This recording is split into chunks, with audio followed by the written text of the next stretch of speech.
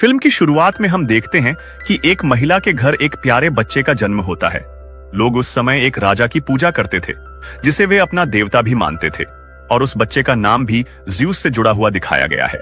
दूसरी ओर जब गॉड की रानी को पता चलता है कि यह बच्चा उसका नहीं बल्कि किसी इंसान से पैदा हुआ है, तो वह अंदर से बेहद नाराज हो जाती है। गुस्से में वह उस बच्चे को मरवाना चाहती है और इसी कारण वह 2 खतरनाक सांप भेज देती है। लेकिन बच्चा साधारण नहीं था, वह खुद भी शक्ति से भरा हुआ था, इसलिए उन दोनों सांपों को आने से पहले ही मार गिराता है।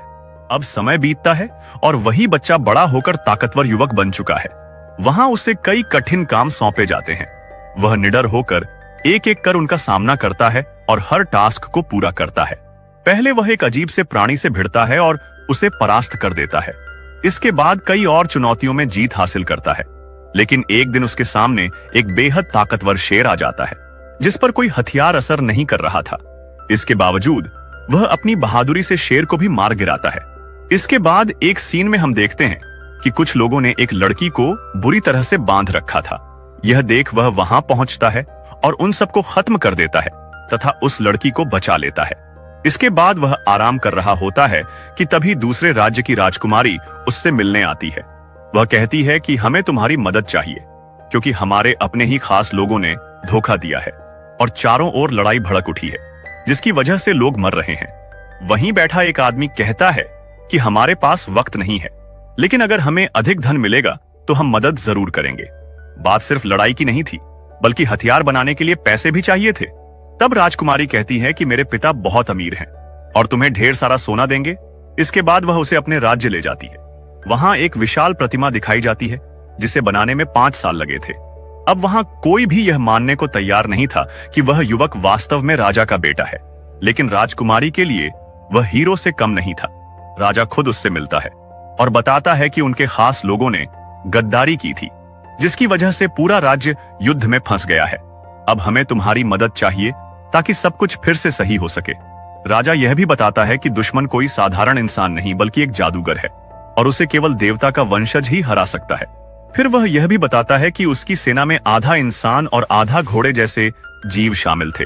राजकुमारी पूछती है कि ये जीव कहाँ मिलते हैं। राजा का आदमी जवाब देता है कि हमने उन्हें कभी देखा नहीं, बस उनके बारे में सुना ही है। अब युवक अपने साथियों के साथ युद्ध की तैयारी करता है क्योंकि सेना कमजोर थी, इसलिए वह उन्हें कहता है कि दीवार की तरह पंक्ति बनाकर खड़े हो जाओ। तभी उसका एक साथी भागकर अंदर आता है और कहता है कि इतनी कमजोर दीवार रही तो हम हार जाएंगे। इस बीच खबर आती है कि कुछ लोग राज्य पर हमला करने आ रहे हैं। राजा चाहता है कि जल्दी से हमला कर दुश्मनों को खत्म कर दिया जाए ताकि राज्य में शांति लौट सके। रात को हम देखते हैं कि राजा का छोटा बेटा जो युवक को हीरो मानता था उससे मिलने आता है। वह कहता है कि मुझे आप बहुत अच्छे लगते हैं और मैं बड़ा होकर आपकी तरह बनना चाहता हूं। युवक अपनी गर्दन से एक हार उतारकर उसे दे देता है और कहता है कि यह अपने बेटे को देने वाला था, लेकिन अब तुम्हें दे रहा हूं। अगले दिन सब लोग दुश्मन राजा से भिड़ने निकलते हैं। रास्ते में वे देखते हैं कि लोगों के कटे हुए सिर लटके हुए हैं। राजा बताता है कि दुश्मन पहले ही यहां आ चुका था और डराने के लिए ऐसा किया है। सब पैदल चलते हैं, लेकिन युवक नोटिस करता है कि ये सिर आज के नहीं बल्कि कई दिन पुराने हैं, यानी यह सब एक जाल था ताकि उनका ध्यान भटकाया जा सके। जैसे ही वे दुश्मन की तरफ बढ़ते हैं, असलियत सामने आती है कि दुश्मन राजा वास्तव में जादूगर है और वह लोगों के दिमाग को नियंत्रित करता है। अचानक उनके ही साथी उन पर हमला करने लगते हैं। बहुत भीषण लड़ाई होती है और युवक अपनी शक्ति से सबको मार गिराता है। इसके बाद राजा परेशान हो जाता है क्योंकि उसकी सेना बुरी तरह कमजोर पड़ चुकी थी। युवक पहले ही कह चुका था कि उन्हें अभी और अभ्यास की जरूरत है।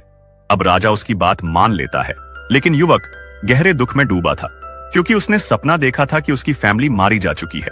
रातों को भी वह बेचैन रहता है। उसके एक साथी ने बताया कि यहाँ एक पुरानी भविष्यवाणी है जो लोगों तक पहुंच चुकी है। उसमें कहा गया है कि युवक का अधूरा काम उसे पूरा करना ही होगा, लेकिन युवक इतना परेशान था कि वह इस पर ज्यादा ध्यान नहीं देता। दुश्मन राजा ने उसकी पत्नी और बच्चों की हत्या कर दी थी और इसी वजह से अब सब उसके खिलाफ एकजुट हो जाते हैं। हालांकि शुरुआत में लगता है कि कमजोर सैनिक दुश्मन से लड़ नहीं पाएंगे, लेकिन सब साहस दिखाते हैं। आखिरकार दुश्मन राजा खुद युवक पर हमला करने आता है, मगर युवक अपने घोड़े से गिरकर उसे पकड़ लेता है। कैद के दौरान दुश्मन राजा कहता है कि तुमने मुझे बेवजह पकड़ा है, मैंने तुम्हारे राज्य को नुकसान नहीं पहुंचाया, लेकिन युवक कहता है कि अगर तुमने नहीं किया तो और कौन जिम्मेदार है। दुश्मन राजा उसे समझाने की कोशिश करता है और कहता है कि जिस राजा के लिए तुम लड़ रहे हो, अगर वह इतना ताकतवर और अच्छा है तो उसकी सेना उसके साथ क्यों नहीं है और उसे तुम्हारी जरूरत क्यों है।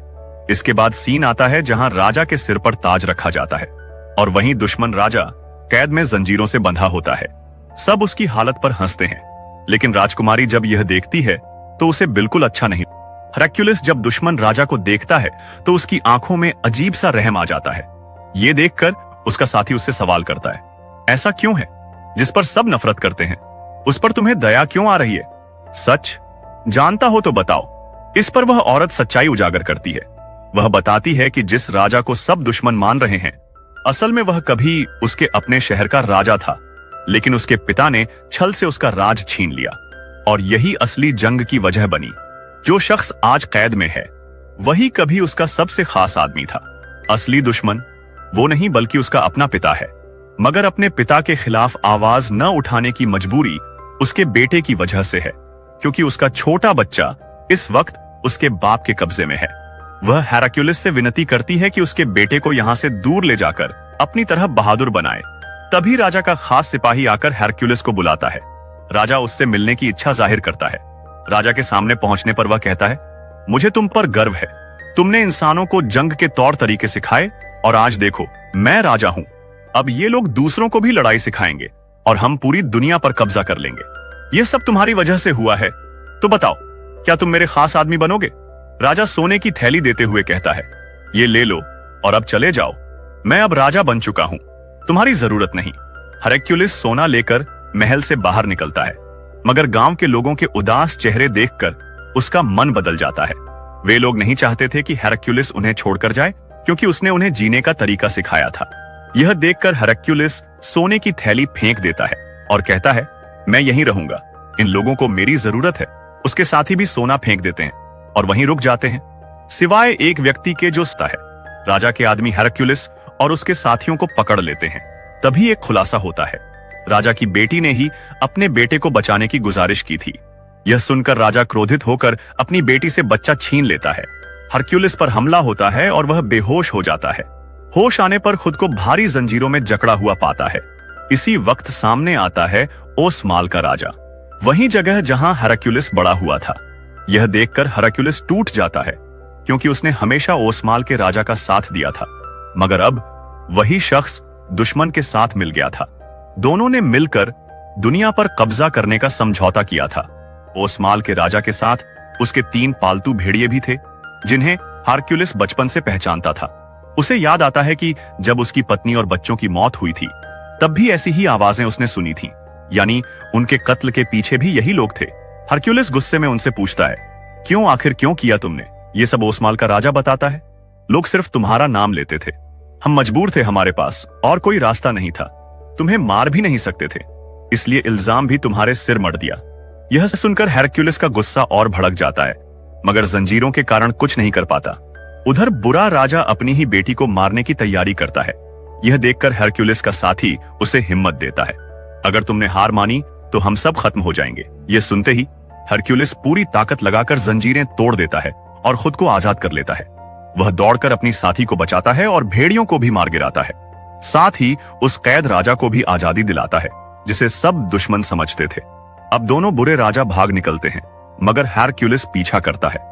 आखिरकार वह एक को पकड़कर उसी तरह खंजर मारता है जैसे उसने उसकी पत्नी को मारा था।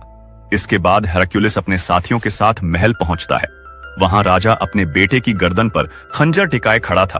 वह आदेश देता है, बच्चे को मार दो। तभी वही साथी जो पहले सोना लेकर भाग गया था आता है और तीर चलाकर उस आदमी को मार देता है जो बच्चे की जान लेने वाला था। बच्चा बच जाता है, लेकिन अब राजा की पूरी सेना हेरक्युलिस पर हमला कर देती है। लड़ाई के दौरान उसके एक साथी की मौत हो जाती है, क्योंकि वह गंभीर रूप से घायल था। सेना लगातार बढ़ती जा रही थी, मगर हेरक्युलिस और उसके साथियों ने एक विशाल दीवारनुमा ढाल बना ली थी, जिसे तोड़ पाना नामुमकिन था। महल में एक बहुत बड़ा पत्थर का स्टैच्यू खड़ा था। जैसे ही राजा की सेना ऊपर चढ़ने लगती है, हेरक्युलिस उस स्टैच्यू को धक्का देकर नीचे गिरा देता है। भारी मूर्ति सैनिकों पर गिरती है और वे पीछे हटने लगते हैं। यह देखकर राजा गुस्से में चिल्लाता है, जाओ हेरक्युलिस को मार डालो। मगर तभी वही स्टैच्यू सीधे उस पर गिरता है और वह कुचलकर मारा जाता है। राजा की मौत के बाद उसके सैनिक और लोग हेराक्युलस की बहादुरी देखकर झुक जाते हैं। भले ही उन्हें यह न पता था कि हेराक्युलस असल में उनका बेटा है या नहीं, लेकिन सच यह था कि वह साधारण इंसान से कहीं ऊपर था। उसकी ताकत, साहस और लोगों के लिए दिल ने उसे सबका सच्चा नायक बना दिया। यहीं पर कहानी